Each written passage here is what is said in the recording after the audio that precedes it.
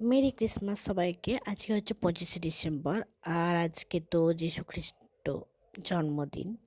তো এটা একটা মানে যেটাকে বলে বড়দিন।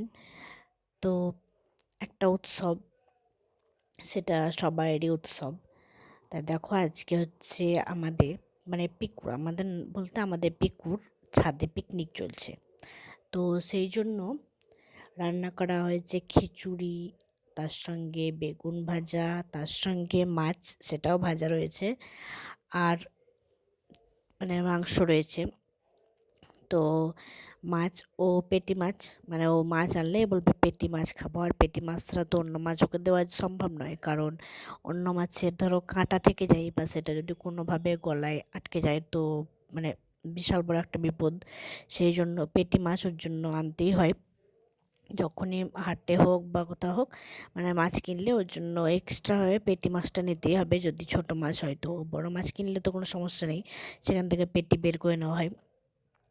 তাই দেখো ও মাছ খেতে চরম ভালোবাসে, মানে এতটাই ভালোবাসে, মাছ, মাংস, ডিম এই তিনটেই চরম ভালোবাসে।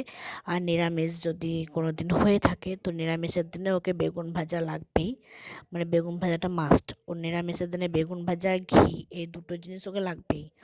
এই দুটো ছাড়া খাবে না। আর অন্য দিনকে মাছ, মাংস, ডিম যে কোনো একটা কিছু লাগবেই। তার মধ্যে মাছ আর মাংস হলে তো আর কিছু চাই না, ওই দুটো মানে হলে খুব ভালো, খুব খুশি। তো দেখো আমি ছাদে ওকে খাওয়াতে বসেছি। আর পাশে আমাদের বাড়ির মানে উল্টো দিকে রাস্তা, তো রাস্তা থেকে একটু দূরে একটা ছাদে, মানে একটু বলতে অনেকটাই দূরে একটা ছাদেও পিকনিক চলছে, মানে ওরাও ফ্যামিলি পিকনিক করছে। তো সেখান থেকেও একটা দাদা পিকুকে ডাকছে, আয় আয় পিকু, পিকনিক করবি তো আয় বলে। তারপরে সে বৌদি, সেও ডাকছে। মানে সত্যি বলতে পিকুকে সবাই ভালোবাসে, মানে বাইরে বেরোলেই সবাই ওকে, মানে কেউ আমাকে কথা বলুক না বলুক পিকুকে বলবেই, মানে আমাদেরকে বলুক না বলুক পিকুকে বলবেই সবাই। মানে এটাই হচ্ছে একটা বিশেষত্ব পিকুর, যে রাস্তায় বেরোলেই মানে সবাই ওকে কথা বলে। আর এটাই আমাদের খুব ভালো লাগে যে সবাই ওকে ভালোবাসে, কথা বলে। তো দেখো ওই যে দূরে দূরে যেই ছাদটা দেখা যাচ্ছে না অনেকটা দূরে, সেই ছাদেই পিকনিক হচ্ছে। তো ওই ছাদ থেকে একটা দাদা আর বৌদি পিকুকে ডাকছে, আয় পিকু, পিকনিক করবি। তো যাই হোক, চারিদিকটা আমি তোমাদেরকে দেখিয়ে দিই। এরপরে আমার পিকু ছাড়াও আমার আরও 10খানা বাচ্চা আছে। তো সেই 10খানা বাচ্চাকেও তোমাদেরকে আমি দেখিয়ে দেবো, যাদেরকে নিয়ে এসেছি আমি।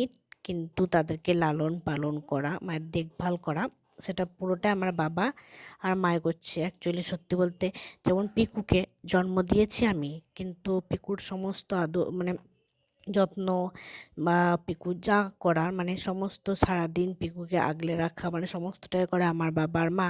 মানে আমি হচ্ছি পিকুর কি বলবো, দৈবকী। আর আমার মা যেমন যশোদার মতো পিকুকে আগলে রাখে। পিকুর সমস্তটাই, মানে পিকু শুধু আমার কাছে জন্মই নিয়েছে, কিন্তু বাকি সবটাই আমার মা করে। কারণ আমার পক্ষে সেটা সম্ভব হয় না, আমাকে সারাদিন ব্যস্ত থাকতে হয়, বাড়ির বাইরেই থাকতে হয়, আমি সারাদিন বাড়ির বাইরেই থাকি, সেই জন্য তো আমি টাইম পাই না। আমি যতটুকু টাইম পাই রাত্রিবেলা, এবার রাত্রিবেলা আমি যখন ধরো 8টার পরে টাইম পাই, তখন ততক্ষণে পিকুর ঘুম চলে আসে। তো ঘুম চলে আসলে আর মানে কি করব, ওকে ঘুম পাড়িয়ে দিই, ব্যাস এটুকুই। তাছাড়া আমি টুকটাক যেটুকু সারাদিনে মোটামুটি অল্প স্বল্প 10 মিনিট 15 মিনিট কখনো টাইম পাই, সেই টাইমের মধ্যে যেটুকু সম্ভব আমি জাস্ট সেটুকুই করি। তাছাড়া আমি তাছাড়া সারাদিন বাবা আর মা ওকে সামলায় বা আগলে রাখে। তো আমার ছোট্ট গোপালের তাই দুটো মা, একটা আমি হচ্ছে ওকে জন্মদাত্রী দৈবকী, আর আমার মা যশোদা মা। তো যাই হোক, আমার মাও পুরো ওকে মানে নিজের সন্তানের মতোই বলে। মাও বলে আমার দুটো ছেলে, আমার বড় ছেলে দাদা আর ছোট ছেলে পিকু। তো যাই হোক, তো দেখো পিকু বাবুর এখন খাওয়া চলছে। মাছগুলো একটু ভালো করে বেছে বেছে দিতে হচ্ছে, তা না হলে তো ধরো ছোট বাচ্চা। আর এই দেখো আমার আরও বাচ্চা 10খানা বলেছি না, এই দেখো আমার আরও 10খানা বাচ্চার জন্য ছাদে একটা নতুন করে ঘেরা দিয়ে একটা বানিয়ে রাখা হলো। এই বাচ্চাগুলো প্রায় 1.5 মাস আগে আমি নিয়ে এসেছি। কোথা থেকে এনেছি সেটা বলবো না, আর সেটা আমি বলতেও চাইছি না।